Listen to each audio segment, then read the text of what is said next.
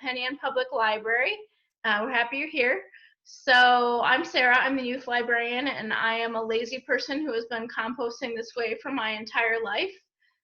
So let's go ahead and get started. And I'm going to share my screen. And here we go. Like I said, welcome to Composting for Lazy Beginners. I'm Sarah from Penn Public Library, and we are going to talk all about quick and dirty composting. So I assume if you're here, you know why. We want to divert our vegetable waste from the landfills and keep it somewhere where it can do some good instead of going into the trash.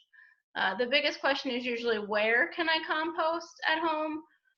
Followed by what can I put in there, and then we'll talk about if you want to get fancy and if you have any questions.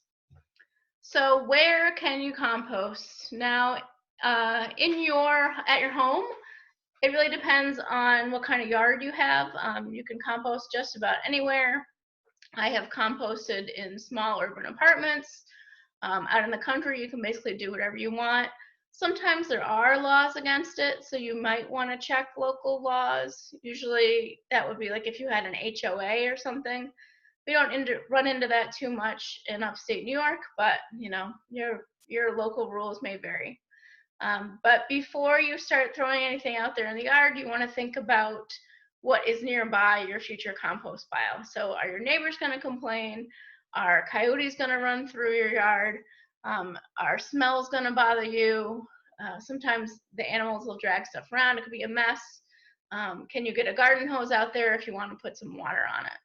So positioning your pile is important. You want it to be close enough to your house that you can get to it, but far enough away that if the wind changes and brings you a smell of rotten orange peels, you're not going to be bothered by that. Critters are the big one usually, critters of the human and non-human variety. So if you have a neighbor who's going to get angry about this, keep that in mind. And bears are sometimes an issue, especially around here. So I did a little research on this, and it turns out that you can still compost even if bears are an issue. You just want to make sure that you are leaving out fruit, because apparently the sweet smells really attract them. And the other thing that they really like is greasy barbecue grills. So if you're trying to keep bears out, it's really not just about your compost, it's about everything.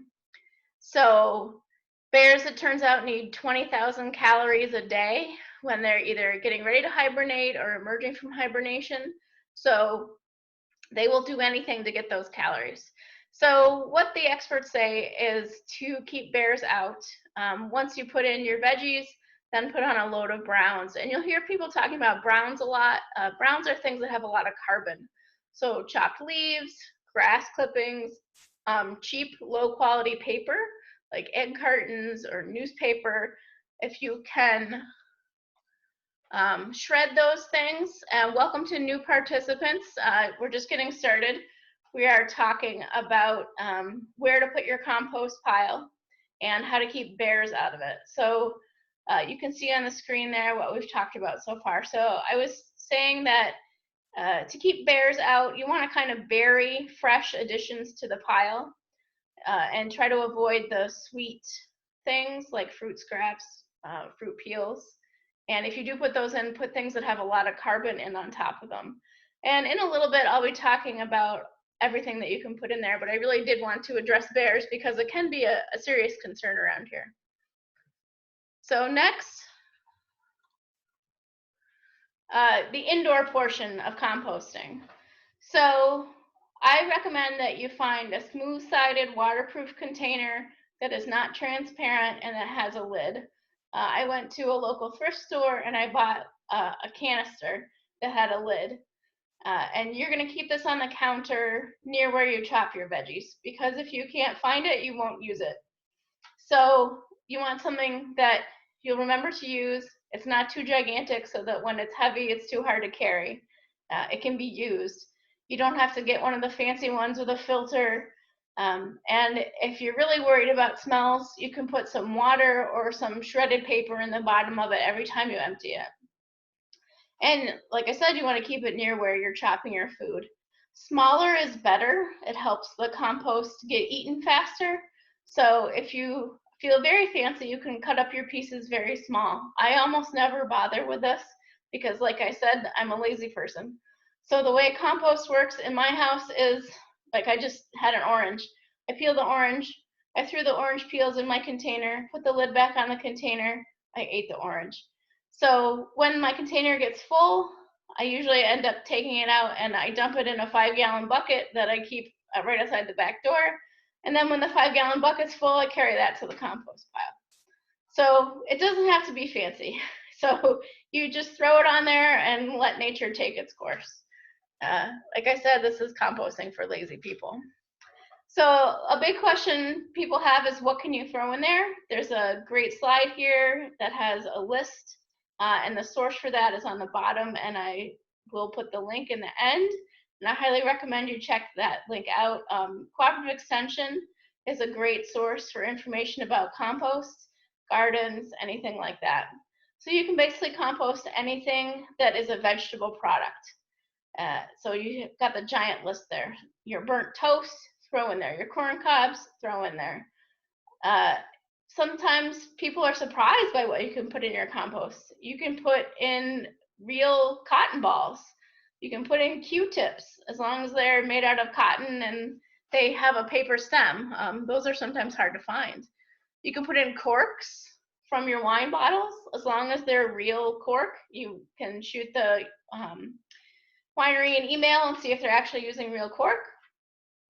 You can put in entire tea bags, staple and all. You could take out the staples if you were very fancy. You can use manure and bedding from anything that's an herbivore. So your hamsters, your rabbits, your guinea pigs. You can basically put in anything in there. The cheapest paper plates, anything big like that, like a paper plate, you're gonna wanna chop up. Newspaper, you would wanna shred. You can put your shredded junk mail in there, as long as it's not the plastic envelopes. Basically, you can throw anything in there. Pineapple tops, whatever. Your hair out of the shower drain, go for it. The hair that you comb off your pets, go for it. Wood ashes, popsicle sticks, you get the idea. So what you don't want to put in there is meat, bones, eggs, dairy, plastic, basically anything, meat product, or like a paper plate with a coating on it, like a plastic coating, you don't want to put in there. Wax, you don't want to put in there. And compostable utensils will compost in a commercial compost operation, but they generally, your home compost pile does not get hot enough to compost them. So when you're buying things like compostable utensils, you want to pay attention to the packaging. At least around here, there's not a lot of commercial composting going on. There is some. So, just pay attention. If you're a very fancy person, you might want to save certain of those materials for fertilizers. I happen to save my coffee grounds for my blueberry plants because they like the acidic soil. That cooperative extension resource can tell you more about that. I've got a little tip there about using your 100% cotton t-shirts as rags. Sometimes it's hard to find paper towels, at least it is lately, and I'm here to say you can give them up and you don't need to use them anymore. You can cut them up, cut up your old t-shirts, wash them with your clothing, wash the rags, and compost them when they get a lot of holes in them. It's the circle of life. So now we're talking about getting fancy. So my bar for fancy is pretty low. Turning compost is not something I personally do very much. I do it when I think of it. You can use a pitchfork to turn it, and the whole reason you're turning it is just to mix everything around, expose different things to the sun and the wind and the rain and the critters. You don't have to do this. If you are a very fancy person and you're just starting out, you might want to throw a couple of large sticks down on the ground, and then put your compost on top of that, your veggie scraps and whatnot. And all that will do is lift it off the ground and let a little air in on the bottom, and it'll make turning it easier. Compost is a waiting game. It really teaches you patience. So you're not going to get finished compost right away. Excuse me, especially not doing it this way. If you want compost right away, I'm not the person to ask, at least until I do some more research. So this is the slow and lazy way of making compost. Just to let you know, you put a banana peel in there tomorrow and you get it back as compost a year from today. So be patient. You can use a bin. You don't have to use a bin. I don't use a bin. You can just have a pile.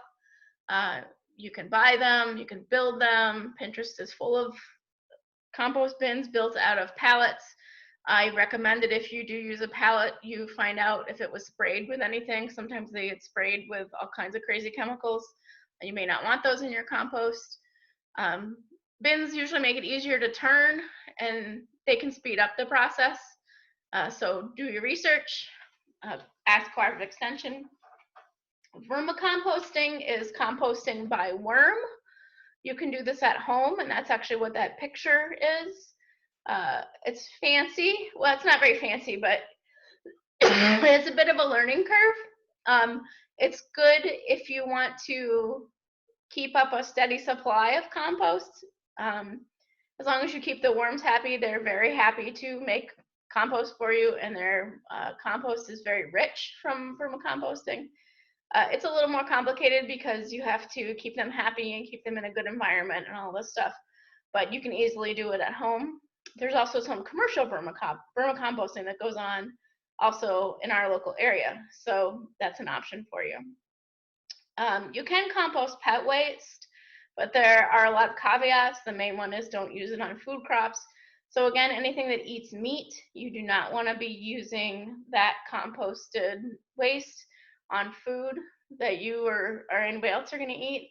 Of course, there's composting toilets and things like that. So just about anything can be composted. It is nature's way of dealing with all this stuff. So you can learn more about those things. And the same thing with commercial scrap pickup. So that's available in our area, and I see some people do that. I always wonder if the cost of a truck coming out to pick that up, like the fuel cost of it, outweighs the benefits of composting. So that's something to think about for you. It might be that if you don't like the mess, or your neighbors aren't going to like this, that might be the best option for you. So any questions? I am going to stop sharing my screen. Any questions, anybody? I will unmute you.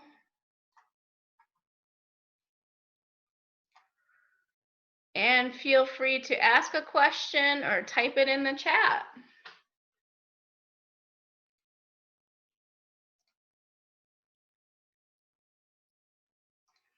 You're welcome, Hannah. Composting is really easy, so I highly recommend anybody do it. And give me just a second, and I will throw a link to my sources in there.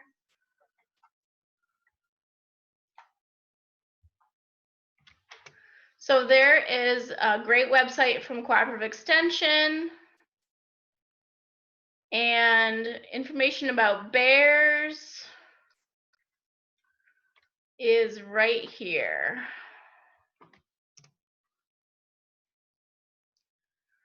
Did you have a question, Ross?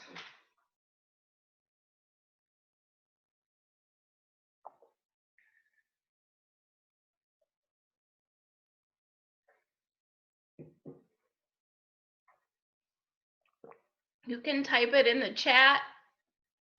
If you don't see the chat window, if you move your mouse over the screen, usually a little chat window will come up.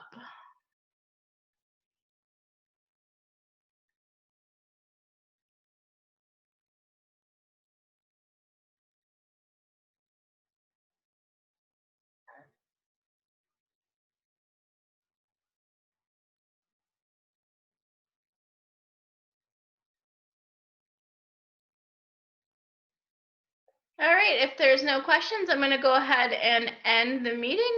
Feel free to email any questions to info@pypl.org, and happy composting. Night, everybody.